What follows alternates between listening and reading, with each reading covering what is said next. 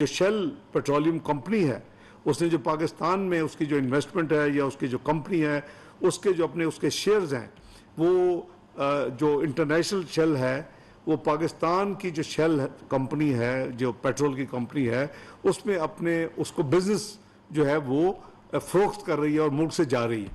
ये इंफॉर्मेशन इस तरह नहीं है, इसमें थोड़ी सी क्लैरिफिकेशन की ज़रूरत है। शेल अपना जो बिजनेस है वो बंद नहीं कर रहा पाकिस्तान, जो कुछ मीडिया में लिखा गया। शेल अपना जो बिजनेस चूंकि जारी वो बिजनेस रहेगा तो उसमें किसी जो कहते हैं कि इतने एम्प्लॉयज़ जो हैं हंड्रेड्स ऑफ एम्प्लॉयज़ वो फारिग हो जाएंगे, वो ऐसी बात नहीं है।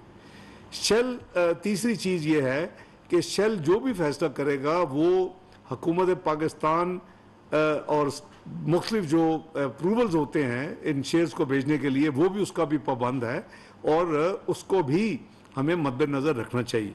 चौथी बात यह है कि शेल अपने एक और इंटरनेशनल इन्वेस्टर को अपने शेयर्स बेचना चाहता है, वो उस पर हमें हमारे लिए ए के नाम हो वो शेयर्स, बी के नाम हो, पाकिस्तान में बिजनेस उसी तरह चलेगा जिस तरह है।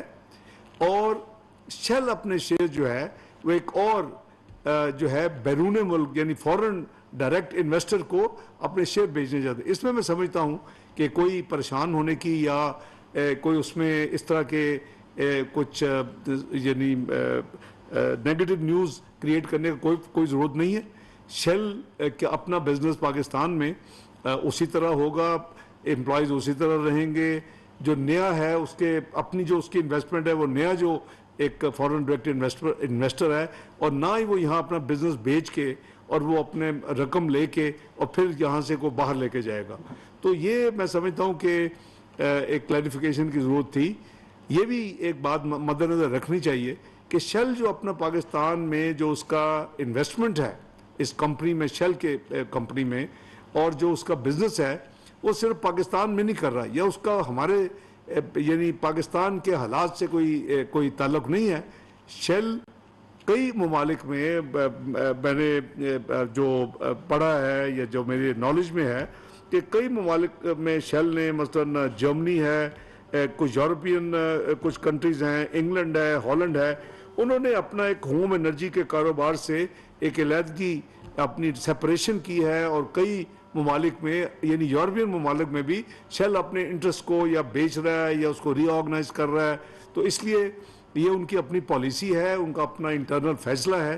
तो मैं समझता हूँ कि ऐसी ख़बरों में हमें तवज्जो नहीं देनी चाहिए एक नेगेटिव अंदाज से कि जी शेल पाकिस्तान से निकल रहा है और पाकिस्तान में इन्वेस्टमेंट वो ख़त्म कर रहा है। शेल अपने शेयर्स और इन्वेस्टमेंट एक और दूसरे यानी सरमायाकार को जो कि फॉरेन डायरेक्ट इन्वेस्टर है उनको बेच रहा है। और ये आज हमारी यानी हुकूमत के लिए कोई नई खबर नहीं है, ये कई महीने पहले से हमारे पास ये खबर थी और उनकी आपस में नेगोशिएशंस हो रही होंगी और अब उन्होंने ऑफिशियली पाकिस्तान स्टॉक एक्सचेंज को भी ये इतला की है इस चीज़ की और हुकूमत पाकिस्तान को ये कई महीनों से ये पता था।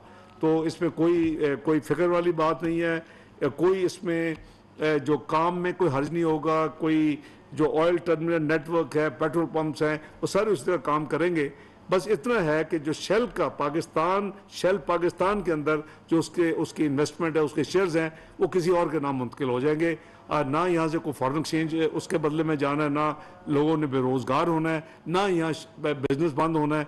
तो मेरी इतला के मुताबिक ये भी नया जो इन्वेस्टर है वो शेल के साथ उनकी ये भी नेगोशिएशन जारी हैं कि शेल का नाम भी रिटेन रहे। यानी नया इन्वेस्टर जो है वो चाहता है कि शेल अपना नाम रखे और वो उनका जो भी होगी कंसिडरेशन।